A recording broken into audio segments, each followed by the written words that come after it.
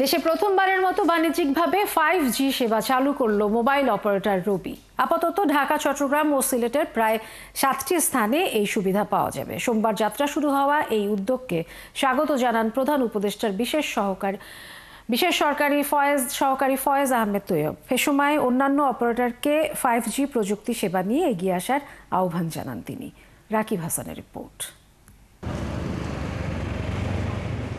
7 বছরেরও বেশি সময় ধরে দেশ আটকে আছে 4G প্রযুক্তিতে। এই দীর্ঘ সময়ে মুঠোফোন ব্যবহারকারী প্রায় 60% হাতে আছে এখন 4G হ্যান্ডসেট। সেই বিবেচনায় 5G হ্যান্ডসেটের পরিমাণ প্রায় নগণ্য, খুব বেশি হলে 7%। তবে হ্যান্ডসেটের বিস্তার কম হলেও সেবা এগিয়ে নিতে চায় মোবাইল অপারেটর রবি। বাণিজ্যিকভাবেই তারা চালু করে দিল 5G। এখন ঢাকা, চট্টগ্রাম ও সিলেটের 4টি জায়গার গ্রাহকরা নিচ্ছেন রবি 5Gর অভিজ্ঞতা। সোমবার প্রতিষ্ঠানটির কর্পোরেট অফিসে এই সেবার উদ্বোধন করা হয়। আজকে থেকে যাত্রা শুরু হচ্ছে।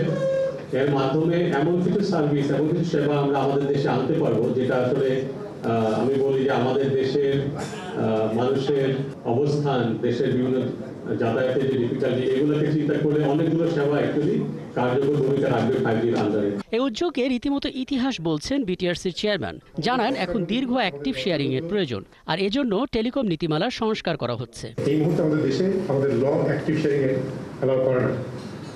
The reform policy that we have suggested, Telecom Act যে রিফর্ম, এটা আমরা করার চেষ্টা করছি। One of the reasons is that we want to allow or we want to open space for active sharing. এ সময় প্রধান উপদেষ্টার বিশেষ সহকারী ফয়েজ আহমেদ তৈয়ব জানান, এখনও অনেকেই 2Gর উপর নির্ভর করছেন। তা থেকে অপারেটরদের বের হওয়া উচিত। The quality of 4G we have in Bangladesh is very poor, so it's not I'm not blaming a specific partner here. The whole ecosystem we could not grow. This is a collective failure of the nation. If we have 2G, 3G, 4G, 5G, this is impossible for an operator to maintain and continue with 4 technologies.